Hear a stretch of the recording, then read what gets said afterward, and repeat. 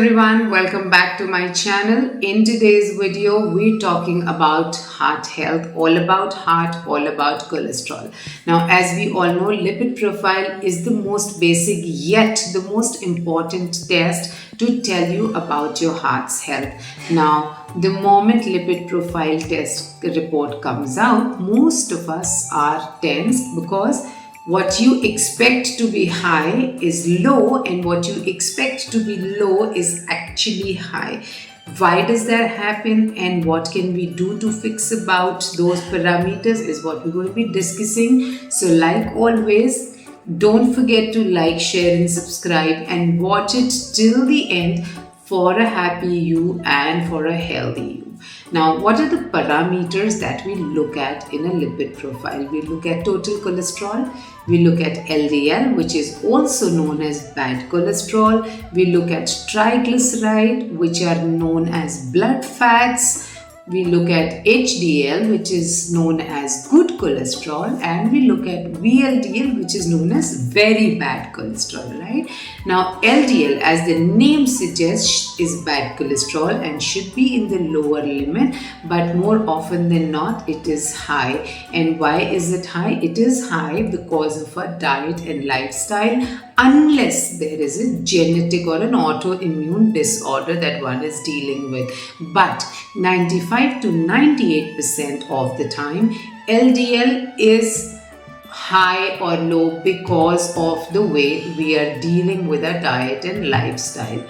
Now, please remember, LDL responds to lifestyle changes, right? So the moment you start working on your lifestyle, your LDL begins to go down, which means your heart health starts getting better. Now, it is of paramount importance that you bring about changes to your diet, to your lifestyle, to your sleep and to your exercise pattern. Very, very, very important. Also, if you are dealing with hypothyroidism or if your TSH is high, you need to work on that. And in fact, I have done an exclusive video talking all about hypothyroidism, so you can go back to that video and listen all about how to fix your TSH or hypothyroidism. Share the link in the comment section for you to go through that video as well. Apart from that, you need to make sure that you increase your fiber intake, especially your soluble fiber in the diet,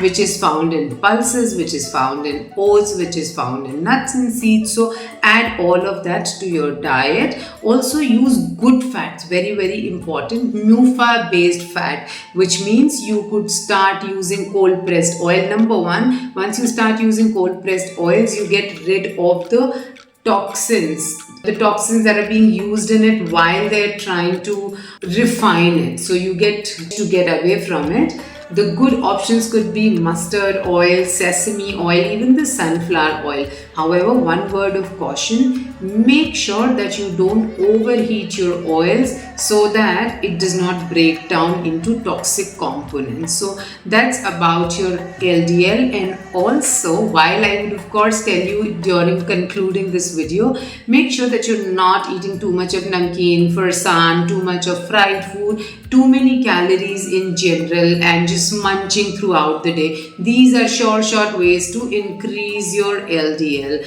and exercise is a very, very important part of this. So about 60 minutes 5 times a week, could be walking, could be a combination of strength training or walking or yoga or aerobics, but make sure that you work out if you want a healthy heart. Number 2 on the list is high triglycerides. Now, what are triglycerides? Triglycerides are nothing but blood fat. Just to give you basic understanding, this is 3 molecules of fat attached to 1 molecule of glycerol. So it's typically your fat which is there in your body, which is a problem of course, because this is unwanted if it's a high amount and it can cause heart issues.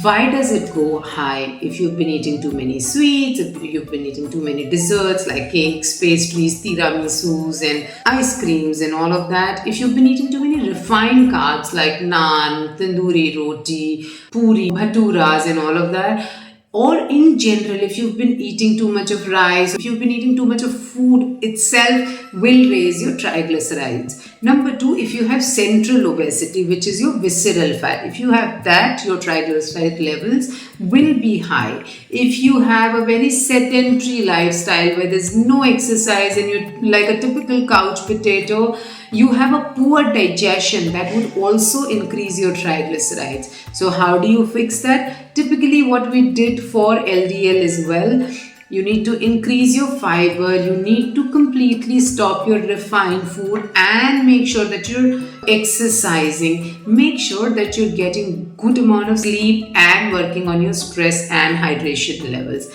Now let's talk about the good guy, HDL, which is known as good cholesterol. The desirable range of good cholesterol is 55 milligrams per deciliter in your blood. Indians are generally low on HDL. I find in the range of 20 to 25 to 30 to maybe 35, which is not desirable. Now, why does it happen? First, you need to understand that very low fat diets will cause a sharp dip in your HDL, which means you need to consume a moderate fat diet, but it should be good fat. I'm not saying start having puris and pakoras and junk. You need to start using good fat, which could be some amount of ghee in your diet, coconut oil, sesame oil, and nuts and seeds like walnuts, pumpkin seeds, sunflower seeds, flax seeds, chia seeds. Now, when you consume these kind of fats, it will exactly proportionately increase your HDL, bring down your LDL and triglycerides, which are very, very good for your heart health. Another thing is, you need to take food which is rich in chromium, B complex, copper and magnesium. If you think that's a challenge or you're deficient, you'll be in a good place by taking a supplement as well. But do that under the supervision of a healthcare professional. Number 3, a quick secret of increasing your HDL is using aloe vera in your diet. You could use an aloe vera juice, which could be freshly scooped out and converted into a juice, or you could buy a good brand of aloe vera juice. About 30 ml per day, empty stomach, is a good quick way to work on your HDL. Number 4, please remember, exercise raises HDL, so make sure that you work out. Now, the last thing that I want to talk about, there are a lot of people who ask me this question: are my stress levels related to my high cholesterol? Yes, there is a direct correlation between stress and cholesterol. If your stress levels are high, if you're always angry, just too stressed, too worked up, very aggressive, your cortisol level goes high, and that has a direct connection with raised LDL, with raised triglycerides. So you are moving up the bad guys by being very stressed. So make sure that you work on your stress level. So what are your quick takeaways? Increase your fiber, especially the soluble fiber. Make sure that you eat regular meals. Make sure that you add healthy fats to your diet.